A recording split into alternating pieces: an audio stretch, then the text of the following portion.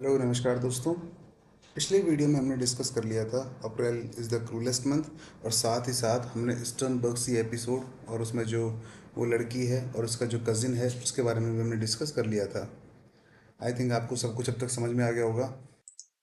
तो April is the cruellest month और Mary और उसके कज़िन और ईस्टर्न बर्गसी एपिसोड को डिस्कस करने के बाद आज हम एपिसोड नंबर 3 कर रहे हैं दोस्तों। तो चलिए शुरू करते हैं। ये एपिसोड है दोस्तों रेड रॉक का। यहाँ पर रेड रॉक से मतलब आप सबसे पहले ये समझिए, रेड रॉक सिंबल है क्रिश्चियनिटी का, यानी चर्च का। कि एकमात्र ये स्थान है जहाँ पर वो इंसान जो हर तरफ से परेशान है, हर तरफ से उसमें लस्ट भरी हुई है, हर तरफ से बुराइयां उसमें समाई हुई हैं, जब भी किसी भी तरह की डिफिकल्टीज का वो सामना कर रहा है, वो सारे के सारे इंसान रेड रॉक यानी क्रिश्चियनिटी के पास आ जाओ, जीसस क्राइस्ट के पास आ जाओ, और उनके सारे के सारे दुख दर्द दूर हो जाएंगे। इसके अलावा यहाँ पर ये कहा जाता है कि ये इतना गंदा स्थान है, इतना बंजर स्थान है कि कौन सी फसल उगेगी यहाँ पर, कौन से पेड़ उगेंगे यहाँ पर। क्यों? क्योंकि स्पिरिचुअलिटी तो यहाँ पर कहीं पर है ही नहीं, और बिना स्पिरिचुअलिटी के इंसान जी नहीं सकता। आज भी जैसे हम कोई बच्चा तैयारी कर रहा है और उसका सिलेक्शन बार बार नहीं होता है, तो क्या होता है, एक होप रहती है उसमें, और वो हमेशा इस बात को कह के चालू कर देता है कि यार चलो अपन तो अपना कर्म करते हैं, बाकी भगवान देखेगा। तो क्या भगवान को किसी ने देखा है क्या? अब कलयुग में तो ऐसा कोई है नहीं है जिसने देखा हो। तो इसमें ये कहा गया है कि एक होप देती है ये कौन, क्रिश्चियनिटी। तो इस बात को हम शुरू करते हैं इस तरीके से। तो कहता है वो, व्हाट आर द रूट्स, कौन सी ये हैं ये रूट्स, कौन सी जड़ें हैं, दैट क्लच जो कि पकड़े हुए हैं, है ना। कौन सी जड़ें ऐसी हैं जो कि पकड़े हुए हैं। व्हाट ब्रांचेस, कौन सी ऐसी शाखाएं हैं जो ग्रो कर रही हैं, यानी बढ़ रही हैं यहाँ पर। कहाँ? कहने का मतलब ये है कि ये इतना गंदा स्थान है, वेस्टलैंड, यहाँ पर स्पिरिचुअलिटी का तो नामो निशान नहीं है किसी भी तरह का। यहाँ पर ऐसा सहारा नहीं है जिससे इंसान अपने आप को संभाल सके और अपने आगे को, अपने भविष्य को बेहतर बना सके। तो कौन सी जड़ें हैं जो यहाँ पर पकड़े हुए हैं अपने आप को, कौन सी ब्रांचेज है, ब्रांचेज का मतलब यहाँ पर रिलीजियस ब्रांचेज, धार्मिक शाखाएं। तो इसका मतलब धर्म का नामो निशान नहीं है। Out of this stony rubbish, stony मतलब पथरीला, और रबिश मतलब बंजर। कि भाई ये कौन सा बंजर स्थान है, कौन सा पथरीला स्थान है जहाँ पर किसी भी तरह की धार्मिक चीज़ों का उल्लेख नहीं है। सबसे पहले बात दोस्तों ये समझिए आप, जो क्वेश्चन आपका बनेगा कि व्हाट आर द रूट्स, ये क्वेश्चन किसके द्वारा पूछा गया था। तो हमने पिछले वीडियो में डिस्कस किया था ऑब्जेक्टिव को रिलेटिविटी के बारे में, कि टायरेसियस यानी टीएस एलियट टायरेसियस बनकर ये सारे के सारे सवाल पूछता है। इसलिए हमारा आंसर क्या होगा, व्हाट आर द रूट्स, की कौन सी जड़ें हैं ये क्वेश्चन किसने पूछा है, टायरेसियस ने पूछा है। आई होप आपको समझ में आ गया होगा। आगे यहाँ पर एक बहुत ही शानदार तरीके से एक चीज दी गई है, सन ऑफ मैन। इसको बहुत ही डिटेल तरीके से आपको समझना है। देखिए, अब तक आपने बड़ी ही नॉर्मल नॉर्मल बातें सीखी हैं यहाँ पर, लेकिन अब कुछ खास आने वाला है, वो है सन ऑफ मैन। तो सन ऑफ मैन का मतलब क्या है दोस्तों? मैं आपको बता दूं इस बात को कि अब तक की सबसे टफेस्ट पोएम रही है वेस्टलैंड, और ये इतनी टफ रही है। अब ये बात मैं बीच में डाल नहीं रहा हूँ, एक्चुअल में मैं इसलिए डाल रहा हूँ क्योंकि ये बातें डालना ज़रूरी है, क्योंकि अब तक की सबसे टफेस्ट पोएम रही है और इसको समझ नहीं पाए राइटर लोग, खुद भी नहीं समझ पाए, तो विद्यार्थी तो कैसे समझेगा। तो टीएस एलियट ने खुद के नोट्स जारी किए थे इसको समझाने के लिए कि भाई मैं ये कहना चाह रहा हूँ। क्यों? क्योंकि दोस्तों इसमें बहुत सारे रेफरेंसेस का यूज़ किया गया है, और वो रेफरेंसेस जब तक आपको नहीं पता, जब ये कैरेक्टर किस कहानी में आया है, किसने इस कैरेक्टर के बारे में लिखा है, जब तक आपको उसके बारे में नहीं पता तो आप उसको यूज़ नहीं कर सकते, उसका मीनिंग समझ नहीं सकते। इसलिए टीएस एलियट ने खुद ने अपने नोट्स जारी किए थे। तो यहाँ पर जब सन ऑफ मैन जो फ्रेज है इसका इस्तेमाल किया गया था, तो टीएस एलियट ने ये फ्रेज कहाँ से उठाई, एक क्वेश्चन तो आपका ये बनता है। तो टीएस एलियट ने उठाया कहाँ से था, एजिकिल की एक बुक लिखी है एजिकिल ने, उस बुक का नाम है द ओल्ड टेस्टामेंट। उस बुक से उन्होंने इस चीज़ को उठाया था, और वहीं से उन्होंने ये फ्रेज उठाई है सन ऑफ मैन। तो क्वेश्चन बहुत इंपॉर्टेंट है कि सन ऑफ मैन जो फ्रेज है उसको टीएस एलियट ने कहाँ से बोरो किया था। दो एजिकिल की बुक द ओल्ड टेस्टामेंट से उसने बोरो किया था। शायद दोस्तों कह सकते हैं हम इस बात को कि जो सन ऑफ मैन है वो रेफर करता है एक ऐसे आदमी को जो कि अपने नैतिक मूल्यों में, अपनी मोरालिटी में गिर चुका है, यानी अपने जीवन के स्तरों में गिर चुका है। इसके लिए हम इसको कह सकते हैं इंग्लिश में अ फॉलन मैन। एक ऐसा आदमी जो कि गिर चुका है, एक फॉलन मैन है, बिल्कुल वो आदमी अपनी सारी मोरालिटी को दाव पर लगा चुका है। लेकिन अब क्या होता है, आज का संसार ऐसा है कि सन ऑफ मैन जो है वो करीब, ये मान लो कि अब एडम है ना, एडम एडम जो कि कमजोर बहुत था, उसकी संतान मानी जा सकती है। अगर ये संतान होती जीसस क्राइस्ट की, है ना, तो ये सन ऑफ गॉड कहलाता। लेकिन अभी क्या कह रहे हैं हम इसको, सन ऑफ मैन। इसका मतलब एक चीज कह सकते हैं कि सन ऑफ मैन एक ऐसा फ्रेज है जिसको उठाया था उन्होंने एजिकल के वर्क द ओल्ड टेस्टामेंट से। तो ये एक ऐसे आदमी का सिंबल है, एक ऐसे आदमी का सिंबल है जो स्पिरिचुअली डिके हो चुका है, स्पिरिचुअली उसका नाश हो चुका है, उसका धर्म और ज्ञान में किसी भी तरह की कोई रुचि नहीं है। इसी तरह से वो आगे कहता है, यू कैन नॉट से, तुम कह नहीं सकते हो, और गैस और अनुमान नहीं लगा सकते हो, फोर क्योंकि, यू नो ओनली, क्योंकि तुम जानते हो केवल ए हीप ऑफ ब्रोकन इमेजेस। या ब्रोकन इमेजेस का मतलब ब्रोकन चर्चेज, चर्च जो होते हैं जिनमें ईसाई वगैरह जाते हैं। तो कहने का मतलब क्या है कि इस फ्रेज को भी टीएस एलियट ने वही एजिकिल के वर्क से उठाया है। एक्चुअल में ये जो फ्रेज है वो एक बिबिलिकल फ्रेज भी है। बिबिलिकल मतलब इसका बाइबल में भी यूज हुआ है, किसका, ए हीप ऑफ ब्रोकन इमेजेस। मैं अंडरलाइन कर रहा हूँ इसको ताकि आपको बाद में याद रहने में आसानी रहे कि ए हीप ऑफ ब्रोकन इमेजेस क्या है, एक बिबिलिकल फ्रेज है। इसके अलावा सन ऑफ मैन, ये भी कैसे फ्रेज है, ये ऐसी फ्रेज है जिसको उन्होंने द ओल्ड टेस्टामेंट से उठाया था। तो यहाँ पर वो कह रहा है कि ढेर लगा हुआ है। हीप का मतलब क्या होता है, ढेर होता है, और इमेजेस का मतलब मूर्तियां या फिर किसी भी तरह की तस्वीरें, और ब्रोकन मतलब जो टूट गई हैं। तो यहाँ पर टूटी हुई मूर्तियां, टूटी हुई छवियां हैं। और यहाँ पे कहा यह जा रहा है कि जो सिटीज थी, ब्रोकन ऑफ इमेजेस का मतलब जो सिटीज थी, जो शहर थे जो कि पहले बहुत ही शानदार हुआ करते थे, वो अब ऐसी हालत हो गई उनकी कि स्पिरिचुअली डिके होने के बाद उन शहरों का दिन पर दिन लगातार नाश होता जा रहा है। इसलिए उसको कहा गया है स्पिरिचुअली डिके या फिर ब्रोकन इमेजेस। ठीक है ना, कि इसका मतलब सारी जो उम्मीदें हैं, सारी जो तस्वीरें हैं, सारी जो यादें हैं, वो सारी की सारी टूट चुकी हैं। आगे वो कहता है, वेयर द सन बीट्स, कि सन जो है, सूरज जो है, कहाँ, बीट का मतलब तेज धूप है ना, तो सूरज की तेज धूप जो होती है वो कहाँ पड़ती है बताओ। एंड और जब तेज धूप पड़ती है सूरज की, तो कितना ज़्यादा गर्मी हो जाती है कि पेड़ों का क्या हो जाता है, नामो निशान खत्म हो जाता है। इसका मतलब यहाँ पर किसी भी पेड़ का उगना संभव नहीं है। तो जब पेड़ का उगना संभव नहीं है तो इसका मतलब पेड़ पौधों में कोई पत्ते भी नहीं होंगे। यही लिखा हुआ है आगे कि भाई यहाँ पर सूरज की इतनी तेज धूप पड़ रही है, एंड द डेड ट्री, और ट्री कैसे हो गए हैं, इन इतनी तेज धूप के कारण मर चुके हैं, बिल्कुल खत्म हो चुके हैं। एंड गिव्स नो शेल्टर, इसीलिए ये किसी भी तरह का शेल्टर, आसरा, शरण, ये किसी भी तरह का शेल्टर हमको देते नहीं है। इसका मतलब जब छाया ही नहीं है पेड़ में, छाया कैसे होगी, पत्ते होंगे, और पत्ते क्यों नहीं है, जब जिस जगह पर अध्यात्म नाम की चीज़ नहीं है वहाँ पेड़ भी उगेंगे क्या, नहीं उगेंगे। हमने शुरुआत में इस तरह की बात कही थी कि भाई कौन सी जड़ें हैं जो इसको पकड़े रखेंगी, कौन सी शाखा यहाँ पर उगेंगी, कौन सी शाखा ग्रो करेंगी। तो कोई भी शाखा यहाँ पर ग्रो नहीं करेगी, इसका मतलब हमको यहाँ कहीं भी शेल्टर नहीं मिलेगा। द क्रिकेट, जो क्रिकेट होता है, जो झींगुर होता है, नो रिलीफ, उसके साउंड में भी यहाँ पर किसी भी तरह का कोई रिलीफ नहीं मिल रहा है। इसका मतलब ये स्थान इतना ज़्यादा निर्जन, इतना ज़्यादा डेजोलेट यानी वीरान हो चुका है कि बिल्कुल यहाँ पर किसी भी तरह की कोई भी स्पिरिचुअलिटी बाकी नहीं है। And the dry stone of sound of water, कि यहाँ पर वो कहता क्या है, वो कहता ये है कि यहाँ पर एक प्यास तो है इंसान में, वो एक चीज़ की प्यास तो रखता है, लेकिन उस प्यास के लिए पीने के लिए पानी नहीं है। इसका मतलब उसके अंदर भावना तो है, लेकिन कहीं भी उसके अंदर आध्यात्मिकता की भावना नहीं है।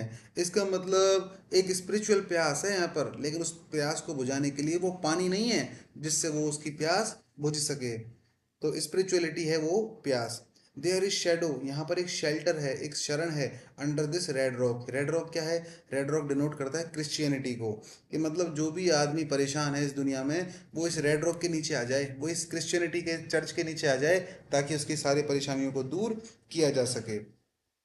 और इसी तरह से वो आगे अपनी बात को बढ़ाता है और कहता है कि क्रिश्चियनिटी के अलावा आपके पास कोई भी ऐसा तरीका नहीं है जिसके बिन जिससे आप सरवाइव कर सको इस मॉडर्न समाज में, इस मॉडर्न सिविलाइजेशन में। तो अगर आपको सरवाइव करना है तो आपको क्रिश्चियनिटी नाम की चीज़ जो है, जो कि रेड रॉक के रूप में डिनोट की गई है यहाँ पर, आपको रेड रॉक के नीचे आना ही पड़ेगा, भगवान की शरण में आना ही पड़ेगा। आगे वो कहता है, कम इन, आ जाओ, under the shadow of this red rock, इस रेड रॉक की शेडो के नीचे तुम आ जाओ। अब देखिए, इसके बाद वो ये कहता है कि and I will show you, मैं तुमको दिखाऊंगा समथिंग डिफरेंट, कुछ अलग, फ्रॉम आइदर, एक शेडो को दूसरी शेडो से। इसका मतलब तुम इस चर्च के नीचे आ जाओ, तुम इस शेडो के नीचे, इस चर्च के नीचे आ जाओ, इस रेड रॉक के नीचे आ जाओ, यहाँ पर जो तुम्हारी परछाइयाँ बनेगी उनमें भी अंतर दिखाऊंगा मैं तुमको। इसके बाद दो लाइन और इस्तेमाल की गई है यहाँ पर, उसको हम आगे डिटेल में डिस्कस करेंगे कि एक्चुअल में वो क्या क्या कहना चाह रही है। वहाँ पर इवनिंग और मॉर्निंग की बात होगी, इन लाइनों में मॉर्निंग और इवनिंग की बात होगी। पर अभी हम यहाँ की बात कर रहे हैं, कम, आ जाओ, और यहाँ से लेके यहाँ तक की कि भाई आ जाओ, मैं तुमको दिखाऊंगा। अब यहाँ पर देखिए दोस्तों, दो तरह की शेडो की बात की गई है यहाँ पर। यहाँ पर two different type of shadows की यहाँ पर बात की गई है। एक शेडो है क्रिश्चियनिटी की, और एक शेडो है मैन की, आदमी की। तो जो क्रिश्चियनिटी की जो शेडो है ना, वो तो इंसान को शेल्टर देगी, यानी शरण देगी, और मोक्ष देगी, यानी सेल्वेशन देगी। मोक्ष जानते हैं ना, सेल्वेशन। तो अगर आप क्रिश्चियनिटी की शेडो के नीचे आते हैं, अगर आप क्रिश्चियनिटी का सहारा लेते हैं, तो या तो आपको मिलेगा मोक्ष, या मिलेगी आपको शरण। लेकिन अगर आप दूसरी शेडो की तरफ जाते हैं, जो कि एक आदमी की शेडो है, एक मैन की शेडो है, तो ध्यान रखना, ये शेडो आपके साथ पूरी ज़िंदगी चलती रहेगी, आपके पूरे जीवन में चलती रहेगी, और अंत में ये शेडो आपको कहाँ पर ले जाएगी, डेथ की तरफ ले जाएगी। लेकिन अगर आप क्रिश्चियनिटी की शेडो का सपोर्ट लेते हैं, तो आपको जन्म मरण के चक्र से मुक्ति मिल जाएगी, और अंत में आपको सेल्वेशन की प्राप्ति हो जाएगी, मोक्ष की प्राप्ति हो जाएगी। योर शेडो, अब यहाँ पर देखो, फिर दो तरह की शेडो यहाँ पर दिखाई गई है। योर शेडो, तुम्हारी जो शेडो है, तुम्हारी जो छाया है, एट मॉर्निंग, मॉर्निंग में, यानी स्ट्राइडिंग, स्ट्राइडिंग का मतलब होता है आगे कदम बढ़ाना, या फिर अपीयर होना, दिखाई देना। आप जब भी कभी सुबह खड़े होते हैं, अगर आप इस क्लास को शाम को देख रहे हैं, तो कल सूरज की तरफ खड़े होकर देखना, उसकी तरफ मुंह करना, तो आप देखोगे कि आपकी परछाई जो है आपके पीठ के पीछे बनती है ना। ये आपकी सूरज की सुबह के टाइम की बात है। मतलब जिस तरह आप देखोगे, तो लेकिन शाम को सूरज क्या होता है, पश्चिम की तरफ छिप जाता है। तो उगता हुआ सूरज तरक्की का सिंबल है, और डूबता हुआ एक तरह से डिके, यानी क्षय, यानी नाश का सिंबल है। तो उसी तरह से यहाँ पर ये कहा गया है कि जब मॉर्निंग, मॉर्निंग का मतलब बर्थ, जब तुम्हारा जन्म होता है, जब तुम्हारी जन्म की जो छाया है वो बनती है ना, तो एक तरह से वो तुम्हारे पीछे बनती है, यानी तुम्हारे लिए किसी भी तरह की परेशानियाँ वो छाया बनकर सामने आकर खड़ी हो नहीं होती है, वो हमेशा तुम्हारे पीछे रहती है, बिहाइंड यू। हमेशा वो छाया तुम्हारे पीछे रहती है, ताकि तुम्हें किसी भी तरह की परेशानी ना हो। लेकिन और your shadow at evening, evening का मतलब है यहाँ पर दोस्तों वृद्धावस्था, ओल्ड एज। तो यहाँ पर तो क्या हो गया, मॉर्निंग का मतलब स्टार्टिंग एज, यंग एज, ये हो गई इवनिंग, ओल्ड एज। लेकिन जब आप बुढ़ापे की तरफ आ जाते हो, तो राइजिंग टू मीट यू, ये शेडो तुम्हारे आगे आगे भागती है, ताकि तुमसे क्या कर सके, मीट कर सके। इसका मतलब जब तुम बुढ़ापे की तरफ जाओगे, तो यही शेडो तुम्हारे सामने आके खड़ी हो जाएगी, और तुमको ले जाएगी मौत की तरफ, है ना। तो यहाँ पर इस तरह की शेडो की बात की गई है कि मॉर्निंग की शेडो जो है आपके पीछे खड़ी रहती है, जबकि ओल्ड एज, जो बुढ़ापे की शेडो है, वो आपके सामने आकर खड़ी हो जाती है, क्योंकि अब किसका टाइम आ गया, धीरे धीरे मौत का टाइम आ गया है। I will show you fear, मैं तुमको फियर दिखाऊंगा। किसका फियर दिखाऊंगा, इन ए हैंडफुल ऑफ डस्ट, कि जब इंसान मर जाता है ना, तो केवल डस्ट बन जाता है, मात्र धूल बन जाता है, मात्र राख बन जाता है, और केवल ऐसी राख बन जाता है जो कि एक हैंडफुल, एक मुट्ठी में आ जाती है। यानी एक इंसान कितना गर्व लेकर आता है इस दुनिया में, और जब वो मरता है तो कुछ भी नहीं होता उसके हाथ में, केवल वो एक राख बन जाता है, और वो इतनी सी राख बन जाती है कि कलश में आ जाती है, एक मुट्ठी में भी वो उसकी राख यहाँ पर मौजूद हो जाती है, आ जाती है, समा जाती है। तो कुल मिलाकर यहाँ पर जो फियर दिखा गया है इस अंतिम लाइन में, वो ऐसा फियर दिखाया गया है जो कि लगातार इंसान का बना रहता है, कांस्टेंट रहता है ये फियर, और हमेशा टेंशन देता रहता है इंसान को, है ना। और पूरे जीवन उसके ये फियर उसके साथ चलता है। इसमें, इस फियर में दोस्तों डेथ को भी इंक्लूड कर लिया गया है, यानी अगर ये सिर्फ फियर ही नहीं है जीवन का, ये मौत का फियर भी है, कि भाई कोई भी इंसान अपने जीवन मरण के चक्र से बच नहीं सकता। लेकिन वो बच सकता है, कब बच सकता है आपको अच्छी तरह पता है, और अभी अभी हमने डिस्कस भी किया इस बारे में। एक ही तरीके से बच सकता है, अगर वो इस रेड रॉक के नीचे आ जाए, अगर वो क्रिश्चियनिटी के नीचे आ जाए, तो वो उस तरीके से भी बच सकता है। तो कुल मिलाकर ये था दोस्तों आज का ये तीसरा वाला पैराग्राफ। तो अगर समराइज करें और फिर इसके क्वेश्चंस की बात करें, तो देखिए समराइज उसको इस तरह से करते हैं कि जो प्रोटेगोनिस्ट है, और वो इसमें पूछता है इस बात को कि कौन से पेड़ हैं, कौन से फल हैं जो यहाँ पर उगेंगे, इस बंजर स्थान में उगेंगे। कौन सा बंजर स्थान, वेस्टलैंड में। और अगर वो किसी भी आंसर की एक्सपेक्ट करेगा, तो हमेशा नेगेटिव आंसर ही आएगा, क्या, कि कोई भी पेड़ यहाँ पर उग नहीं सकता इस बंजर जमीन में। क्यों, क्योंकि यहाँ पर तो इमेजेस कैसी है, ब्रोकन है। स्पिरिचुअलिटी का यहाँ पर नामो निशान नहीं है। यहाँ पर केवल वो चीजें बची हुई हैं जो कि लस्ट से भरी हुई हैं, क्योंकि सारी मॉरल वैल्यूज यहाँ पर त्याग दी गई हैं। इसीलिए यहाँ पर किसी भी तरह का कोई शेल्टर भी नहीं है। क्रिकेट का जो साउंड है वो भी किसी तरह से यहाँ पर रिलीफ नहीं दे रहा है। अपनी जो प्यास है, उसकी इच्छा है बुझाने की, लेकिन बुझा नहीं पाएंगे क्योंकि उसके लिए पानी उपलब्ध नहीं है। कौन सा पानी? स्पिरिचुअल वाटर, वो ज्ञान का पानी उपलब्ध नहीं है। तो अंत में एक ही तरीका है, आपको इस रेड रॉक, इस क्रिश्चियनिटी के, इस चर्च के पास आ जाना है। इससे आपकी प्यास बुझ जाएगी। आगे वो इस बात को भी कहता है कि दो एजेस को कंपेयर करता है। एक एज है उसकी जवानी की, एक एज है उसकी बुढ़ापे की। कि जवानी में आपकी परछाई आपके पीछे बनती है और बुढ़ापे में सामने। इसका मतलब बुढ़ापे में वो परछाई आपके साथ मिलना चाहती है वापस, यानी आपको मौत की नींद सुलाना चाहती है। और लास्ट में वो कहता है कि भाई तुम कुछ मत करो, कितना भी घमंड कर लो, अंत में तुम किस में मिल जाओगे? डस्ट में मिल जाओगे। तो अब इसके वर्डिंग्स की बात कर लेते हैं। देखिए, क्वेश्चन बनेगा पहला कि what are the roots that clutches. किसने पूछा ये बात? टायरेसियस ने पूछी। आगे वो पूछता है कि कौन सी शाखाएं हैं जो यहाँ पर ग्रो करेंगी। शाखाओं को ग्रो करने की बात कहाँ पर की जा रही है? स्टोनी रबिश में की जा रही है। सन ऑफ मैन के बारे में हमने बहुत अच्छे तरह से डिटेल में तरीके से डिस्कस किया था। और यहाँ पर ए हीप ऑफ ब्रोकन भी इस्तेमाल किया गया है कि किसी भी तरह की स्पिरिचुअलिटी यहाँ पर मौजूद नहीं है। और आगे वो बात करता है इस बारे में कि सन बहुत तेज चमकता है। अब आपसे क्या पूछेगा? सूरज के तेज चमकने की वजह से क्या परिणाम निकले? तो उसकी वजह से परिणाम ये निकले कि ट्रीज गिव्स नो शेल्टर, कि पेड़ पौधे हमको किसी भी तरह का क्या नहीं देते? शेल्टर नहीं देते। क्योंकि जब पेड़, धूप इतनी तेज होगी तो पत्ते झड़ जाएंगे, तो बेचारे शेल्टर कहाँ से देंगे? आपसे पूछेगा कौन सा ऐसा जीव है जिसका साउंड यहाँ पर रिलीफ प्रदान नहीं करता? कुत्ता, बिल्ली, बंदर, क्रिकेट। तो क्रिकेट का साउंड भी यहाँ पर कोई रिलीफ प्रदान नहीं करता। या फिर कौन सा जीव है जिससे कि टायरेसियस जो है रिलीफ प्राप्त करने की कोशिश करता है क्रिकेट से, लेकिन क्या मिलता है? क्या उसको नहीं मिलता। आगे वो बात करता है कि कौन सा ऐसा साउंड है, कौन सा ऐसा स्टोन है जिसकी वो उम्मीद करता है? तो साउंड ऑफ वाटर की वो उम्मीद करता है कि उसकी प्यास बुझ जाए, लेकिन वो बुझती नहीं है। वो कहता है कि भाई आप इस किस चीज़ के नीचे आ जाओ जिससे आपका जीवन बढ़िया हो जाए। तो रेड रॉक के नीचे आने की वो बात करता है।